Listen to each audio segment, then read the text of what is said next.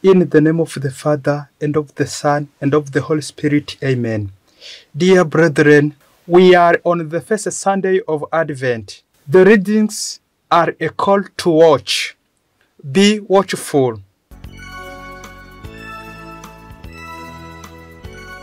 The Lord be with you. The Gospel according to Mark, chapter 15, verse 33 to 37. Be watchful. Be alert. You do not know when the time will come. It is like a man traveling abroad.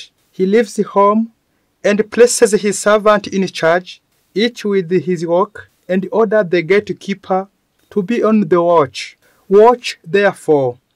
You do not know when the Lord of the house is coming, whether in the evening, or at midnight, or at cockcrow, or in the morning. May he not come suddenly and found you sleeping.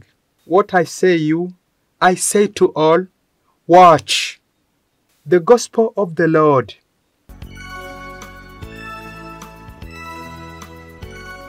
Dear brethren, we are on the first Sunday of Advent. Those readings are a call to watch. Let us have 3 points of our message. First of all, what is the meaning of the first Advent? It's the first day of the new liturgical calendar and begins 4 weeks period of preparation for the nativity of Jesus Christ at Christmas. The Advent season is all about reflecting on how we can prepare our hearts and our homes for Christ's birth in the world as it is today. Dear brethren, during these 4 weeks, we light 4 candles. And they have names. The first candle for the first Sunday, it is hope. The second Sunday is peace. Third Sunday is joy. And the fourth Sunday is love. Those are 4 candles we light during the Advent season. This first Sunday of Advent, we light the candle named hope, and it's called the prophecy candle. 2. What is the message of this first Sunday of Advent? About the holy readings. On this Sunday we are called to watch, and to watch will have a meaning. To watch is to remain with Jesus. Everywhere we are, everywhere we go, everything we do, please remain with Jesus. So, dear brethren, keep our heart watch to remain with Jesus. The message of this gospel is about to watch. Watch is Christ's advice and command. We know not the year, or the day, or the hour when our Master will call us. Jesus, in this gospel, advised his disciples to stay vigilant, as no one knows when he will return. It is like a man going on a journey who instructs his servants to be watchful in his absence, emphasizing the need to remain prepared at all times. The term Advent comes from the Latin word adventus, which means to come, the coming. To help our understanding of Advent, let us have 3 meanings from that word Advent. First of all, Advent as a preparation of Christmas Day. That means the first coming of Jesus Christ. 2. Advent as the last judgment at the second coming of Jesus Christ. And 3. Advent has a meaning of real presence of Jesus Christ among us, God with us. That is why we have to remain with Jesus. Jesus in us, Jesus with us, His real presence among our life, His real presence in our home and in our hearts, everywhere we are and everything we are doing, Jesus is there, the real presence of Jesus Christ. The third point, how to remain with Jesus, His real presence. To watch is to remain with Him and celebrate those 3 times of His coming. That is, preparation of Christmas, the last coming, that is the last judgment, and His real presence. In the presence of Jesus among us. Jesus is near of us, is with us. He is in our life.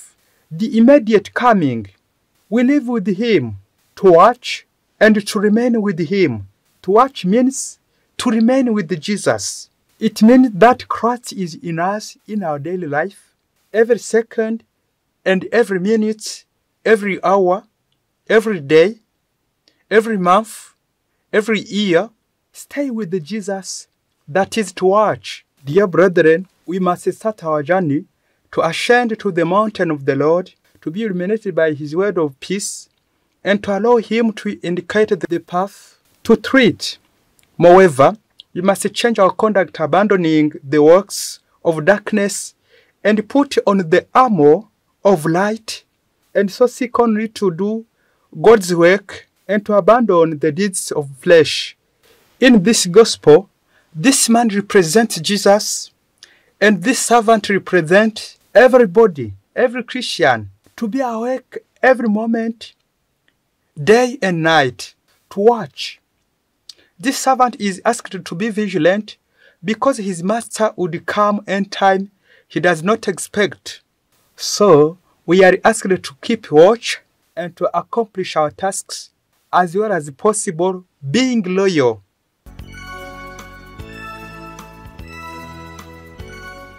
One day, a man called a woman and said to her, "Come quickly, I would like to go with you and see me at the hotel, because I love you very much."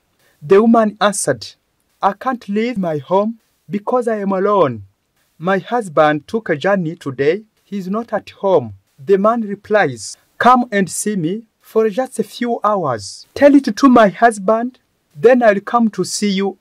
Replied the woman, "I will give you everything you need to make the journey easy." Said the man, "Even money you want, I'll give it so that the journey could be easy." And the woman replies, "No matter, but say everything to my husband, because I can do nothing without my husband's consent. Please tell him." Now that man said to her, "Give me your account number so that I could pay all money you need to make the journey easy." Then the woman gave the account number of her husband to that man, and the man paid the trip. After paying, the man told to that woman, "Everything is ready. Now come here very quickly." And the woman replied, "Through my husband, I wait for the permission to come to you, because I can do nothing without my husband's consent. Let us wait for his answer.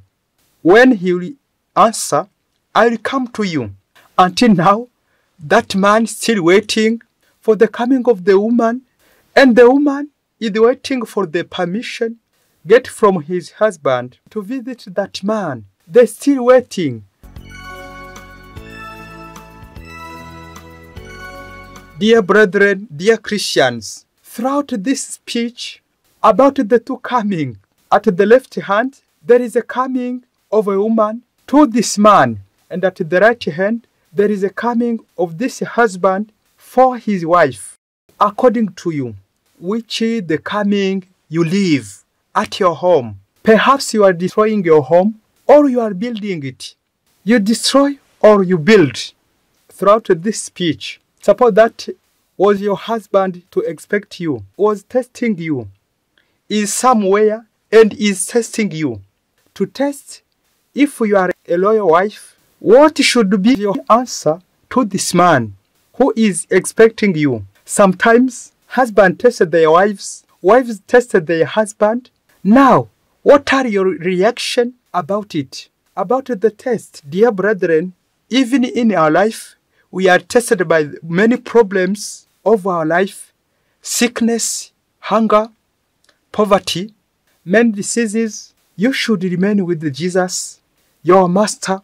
Say like that woman, "I can do nothing without my husband's consent, without permission of my husband. I can do nothing." If Christian said that, "I can't do anything without Jesus," in that time you acknowledge your weakness and you need to be helped. Help comes from Jesus. Brethren, during the Mass, we wait for the really coming of Jesus, His really presence, especially in the Eucharist. Every Mass is the really presence of Jesus Christ. So, dear brethren, everything you do, keep watch. Keep your heart to remain with Jesus. I can't do nothing without Jesus. No Jesus, no life. With Jesus, I can live. With Jesus, I can eat. With Jesus, I can do everything. With Jesus, I can walk and I can watch. Dear brethren, say to Jesus, without you, I can do nothing. Amen. May the Lord be with you, the Father and the Son and the Holy Spirit. Amen.